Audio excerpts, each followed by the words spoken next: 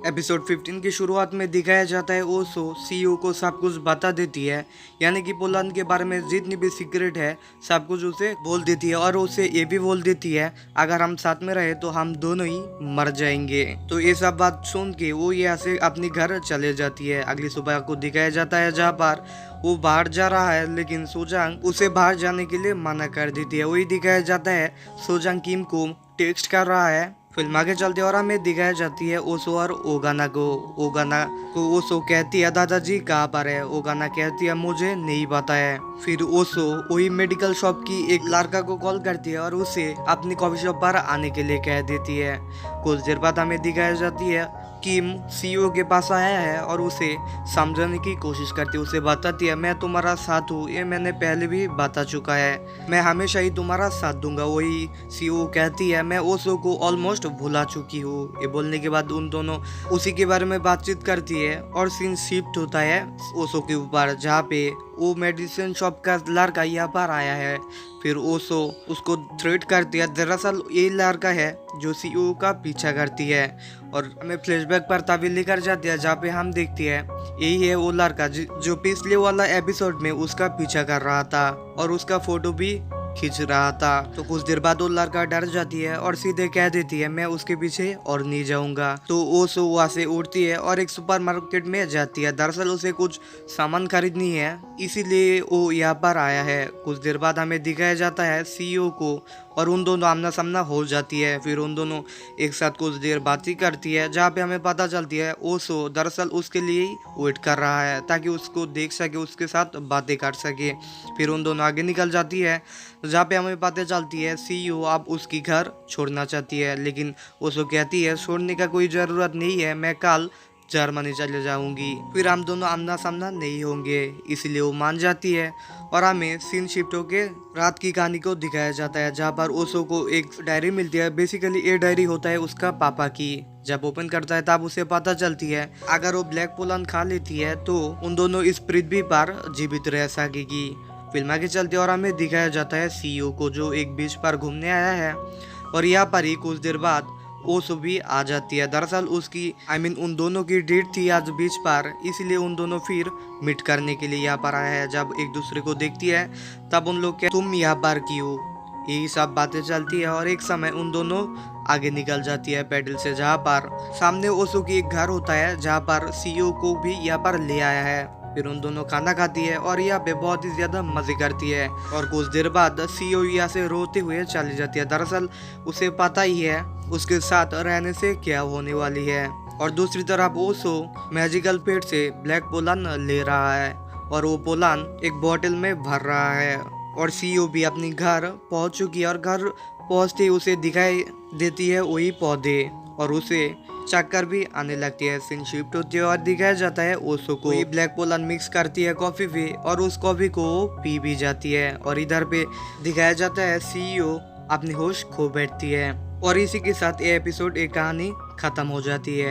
Episode 16 की शुरुआत में हमें दिखाया जाता है ओगाना और उसके दादाजी मिलके वही सीक्रेट डायरी को ढूंढ रहा है, लेकिन कई बार भी नहीं मिलती है। और एक समय में दिखाया जाता है ओसो की घर पर बुक शेल्फ में वही मिल जाती है और फिर उसकी दादाजी को बताती है और तभी यहाँ पर आ जाती है ओसो जो बहुत ही बुरी हालत में है। फिर उन लोग मिलके उसको बिस्तर पर लेटा देती है। फिर ओगाना उसके दादाजी को कहता है डॉक्टर के पास लेने के लिए, लेकिन उसकी दादाजी कहती है ये कोई बीमारी नहीं है जो डॉक्टर ठीक कर पाएगी। और उसकी दादाजी ये भी कहती है थोड़ा इंतजार करो सब कुछ ठीक हो जाएगी। फिल्म आगे चलती है और अगली सुबह की कहानी दोहराया जाती है, जहाँ पर सीईओ आप पूरी तरह से ठीक हो चुकी है और फिर सीईओ सीधे कॉल करती है ओगाना को, जहाँ पे उसे पता चलती है ओसो जर्मनी के लिए निकल गया है और वो वहाँ पर पहुंच भी चुकी है। ये सुनने के बाद वो बहुत ही ज्यादा रोती है। फिल्म आगे चलती है और हमें एक साल बाद की कहानी को दिखाया जाता है, जहाँ पर आज सीईओ की प्रमोशन पार्टी होने वाली है, इसीलिए वो सुबह सुबह निकल जाती है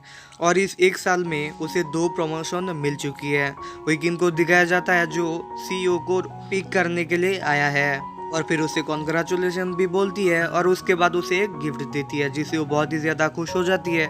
उन लोग ड्राइव करके सीधे एक रेस्टोरेंट पर पहुंच जाती है जहाँ पे फिश फ्राई खाती है। बेसिकली ये उसे बहुत ही ज़्यादा पसंद होती है और उधर पे दिखाया जाता है ह्यूजिन अब वो गाना को पसंद करती है। वो गाना बातों बातों के दौरान उन लोगों की शादी तय करती है और सीधे ह्योजिन की मन की बात बाहर निकल लेती है, जिससे वो कन्फर्म हो चुकी है वो उसे पसंद करती है। और उधर पे दिखाया जाता है ओसो को, जो अब 1 साल बाद फिर से जर्मनी से कोरिया आया है, लेकिन वो उतनी ज्यादा पहचान नहीं पाती है। और एक समय वो अपनी कैफे पर किसी भी तरह पहुंच भी जाती है, जहां पर पहुंचने के बाद बारा भाई की कॉल आती है और वो उससे कहती है वहीं पर रुकने के लिए, मैं जल्दी से आ रहा हूँ। लेकिन वो कहती है मुझे थोड़ा काम है, मैं थोड़ी देर बाद तुम्हें मिल लूंगी। तो किम सीधे ह्योजिन से मिलने के लिए जाती है, जहाँ पर ह्योजिन उसे कहती है बातों बातों के दौरान सीईओ के बारे में, लेकिन वो कुछ भी रिएक्ट नहीं करती है और शुक्रिया कह के यहाँ से चले जाती है। वही वो सीधे अपनी कॉफी शॉप पर आ जाती है, जहाँ पर उसकी बड़ा भाई भी आ चुकी है और उसे कहती है 1 साल से बंद हो चुकी है, फिर भी ये इतना क्लीन कैसे है। बोलने के बाद उन लोग बाहर जाती है और सीधे कार से अपनी घर की तरह निकल जाती है, लेकिन पीछे से आ जाती है सीईओ। फिर कॉफी शॉप के अंदर एंटर करते हैं। दरअसल हर दिन यहाँ पर सीईओ आया करता है, इसीलिए ये इतना साफ सुथरे है। तो सीईओ यहाँ पे आती है और ड्रिंक करती है, और उसके हाथ में एक चिरकुट भी होता है जो ओसो जाने से पहले उसे दिया था। और वो खुद ही खुद से बात करती है, आज की बात वो यहाँ पर नहीं आएगी। ओसो को दिखाया जाता है जो उसकी बड़ा भाई की बात याद करती है। फिर वही कॉफी शॉप पर आ जाती है, जहाँ पर लाइट ऑन करने के बाद उसे पता चलती है सीईओ, जो बहुत ही गहरी नींद में है, जागते ही वो ओसो को देखती है और बहुत ही ज्यादा शॉक में आ जाती है।